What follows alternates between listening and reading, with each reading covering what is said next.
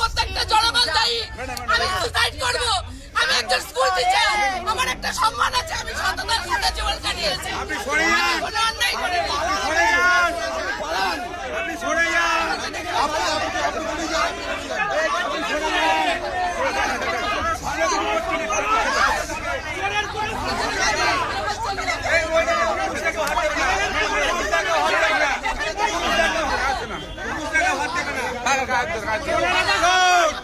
জীবন কাটে school teacher, সততার শিক্ষা দিয়ে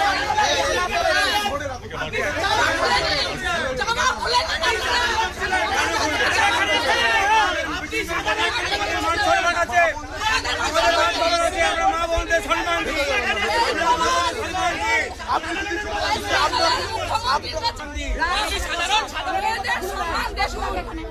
মেয়েদের সম্মান দেখো,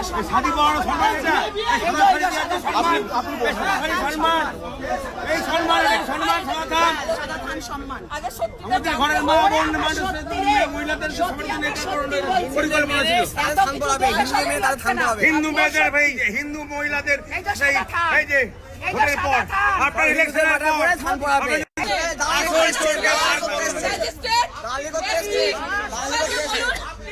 সবাইকে বলুন আপনি চলে যান, আপনার চলে যান। ও যাবে না, এখানে রেখে পুলিশে দেবো, এখানে পুলিশে দেবো, এখানে পুলিশে দেবো। কাজলদা দেখো, তোমরা শান্তভাবে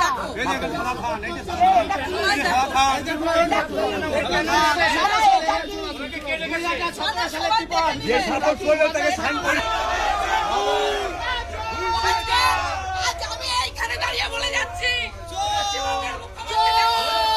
বিজেপির আসল রূপ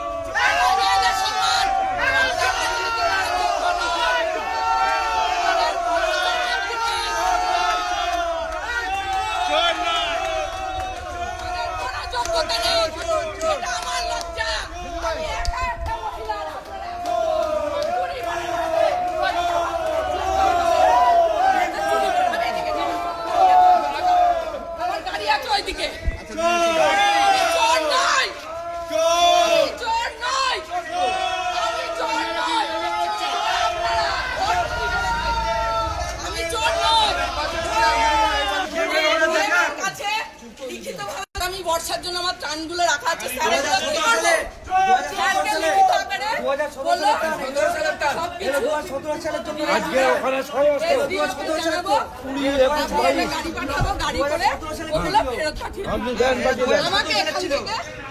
আমার বাবা বলরাম ঘোষ। আপনি এখানে এলেন কেন? আপনাকে কে পাঠিয়েছে? আমার বাবা, আমাদের দাঁড়ের বাড়ি পণ্ডিতপুর। আমার বাবা, আপনার বাবার সঙ্গে বহুদিন ধরে চুরি চামড়িও করে আসছে।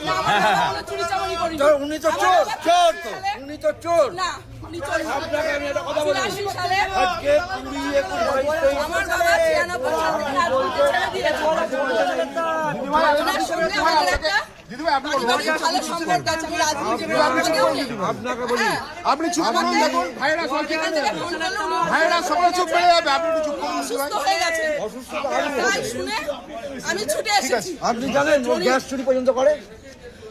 সেটা ওনার ব্যবসা আছে, ব্যবসা কি? ডিপার্টমেন্টে জানা চলুন, ঠিক আছে দাদা। আজকে ওদের সঙ্গে আমাদের সম্বন্ধ রাজনৈতিক কোনো সম্পর্ক নেই। আজকে আপনাকে বলি, রাজনৈতিক কোনো সম্পর্ক নেই, পারিবারিক সম্পর্ক মানুষের সাথে থাকবেই থাকবে। উনি একজন স্বাধীনতা পরিবারের মানুষ, ওনার একটা সম্মান আছে। তৃণমূল জিতলে আপনার কথা বলতেন, আপনার ঠান্ডা না, আপনি যেতেন। এখানে সবাই আমার বাড়ির পাশে চলে। ঠিক আছে।